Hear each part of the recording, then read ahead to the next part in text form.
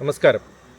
ദേവീ സങ്കല്പത്തിൽ വ്യത്യസ്തമായ മുഖങ്ങളും വ്യത്യസ്തമായ ആലോചനകളും വ്യത്യസ്തമായ തത്വങ്ങളും വ്യത്യസ്തമായ സന്ദർഭങ്ങളും ഭഗവത്ഗീതയുമായിട്ടുള്ള ബന്ധവും ഒക്കെ നമ്മൾ അവിടെ ഇവിടെയൊക്കെ കാണുന്നുണ്ടായി. എല്ലാത്തിൻ്റെയും അവസാനം എന്ന് പറയുന്നത് ധർമ്മത്തിലിരുന്ന് ലോഭങ്ങൾ വിട്ട് ജീവിത ശാന്തി എന്ന വലിയ ആത്മീയ വിഷയത്തിൽ വളരെ ശക്തമായി സ്പർശിക്കുന്ന ആഴത്തിലുള്ള ഓരോ ശ്ലോകങ്ങളുമാണ് നമ്മൾ കണ്ടുകൊണ്ടിരിക്കുന്നത്.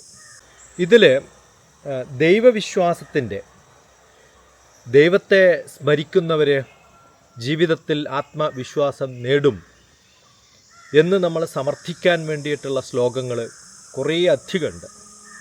ഇതിലൊരു ശ്ലോകമാണ് തഥാപി മമതാവർത്തേ മോഹഗർത്തേ നിപാതിത. തഥാപി മമതാവർത്തേ മോഹഗർത്തേ നിപാതിത എന്ന് പറയുന്നത് മോഹങ്ങളുടെ ഗർത്തങ്ങളിൽ, മോഹമാകുന്ന വലിയ ആഴക്കടലുകളിൽ മുങ്ങി മരിച്ചു പോവും, നിപാതിത വീണുപോവും.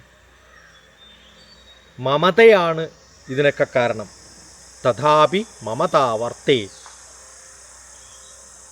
മമത എന്ന് പറയുന്ന ഒരു ബോധം, മോഹം, വളരെ വലിയ അഹങ്കാരം, മമത, മോഹം, ഈ സംഭവങ്ങളൊക്കെ ദൈവവിശ്വാസത്തിന് എതിരായിട്ട് മാറുന്നു. കാരണം ദൈവവിശ്വാസമുള്ളവർ ലോകാസമസ്ത സുഖിനോ ഭവന്തു എന്ന സങ്കല്പത്തിൽ ഒക്കെയാണ് ജീവിക്കുക. മനുഷ്യൻ എന്ന് പറയുന്നത് മമതയുടെ വലിയ ചുഴിയിൽപ്പെട്ടിട്ട്, മോഹത്തിൻ്റെ കുഴിയിൽപ്പെട്ടിട്ട് ആഴത്തിൽ എങ്ങനെ അവനവൻ്റെ ധർമ്മത്തെ വിസ്മരിക്കുന്നു, മറന്നു പോകുന്നു, ഞാൻ എന്ന, എൻ്റേത് എന്ന, എനിക്കായി എന്ന സങ്കല്പങ്ങളിലും ചിന്തകളിലും മാത്രം ഒതുങ്ങി മറഞ്ഞ് വീഴുമ്പോൾ,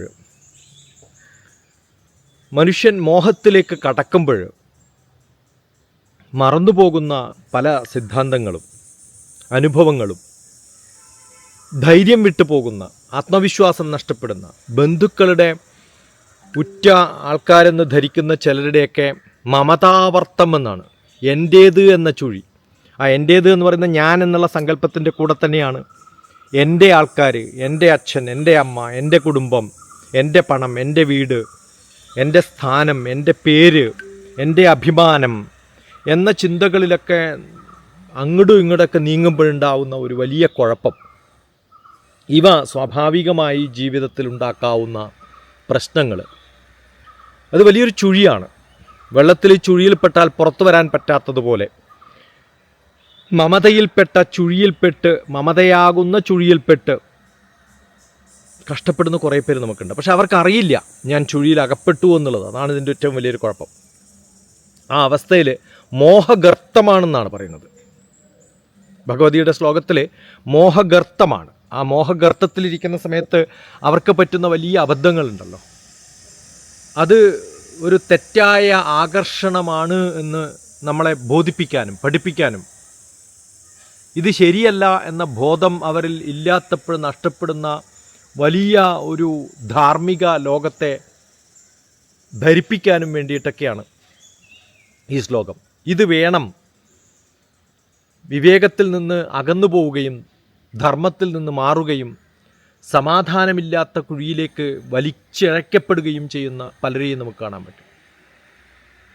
ദാർശനികമായ മൂന്ന്, ഒന്ന് അഹങ്കാരം, ഒന്ന് മോഹം, ഒന്ന് മമത, ഈ മൂന്നും ഞാൻ, എനിക്ക്, എൻ്റെ ഭാവം, അതാണ് ശരി എന്ന്, ഞാൻ ജയിക്കണം, ഞാൻ ചിന്തിക്കുന്നത് നടക്കണം, നല്ലതാണ്, ഡെവലപ്മെൻറ്റിനും പ്രോസസ്സിനും ഉയർച്ചയ്ക്കുമൊക്കെ ഇത് അത്യാവശ്യമാണ്. പക്ഷേ മറ്റുള്ളവർക്ക് വേണ്ടി ചിലപ്പോൾ വിട്ടുകൊടുക്കുമ്പോൾ ഉണ്ടാകുന്നൊരു സുഖം.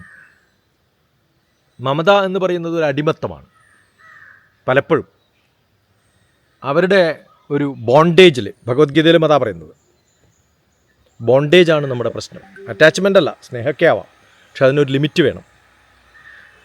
ഇത് മൂന്നും ബന്ധപ്പെട്ടിരിക്കുന്നു. അഹങ്കാരവും മമതയും മോഹവും. ഇത് ദുഃഖം തരും എന്നുള്ളതാണ്. അപ്പോൾ അതിന് ശാന്തത കിട്ടണമെങ്കിൽ അതിനെ വെടിയണം എന്ന് ദേവി നമ്മൾക്ക് പറഞ്ഞു തരുന്ന ശ്ലോകമാണ്. രശ്മി അസലായിട്ട് ചൊല്ലിയിട്ടുണ്ട്. നമുക്കൊരു പ്രാവശ്യവും കൂടി കേൾക്കാം. നന്ദി, നമസ്കാരം. तथापि ममतावर्ते मोहगर्ते निपातिता.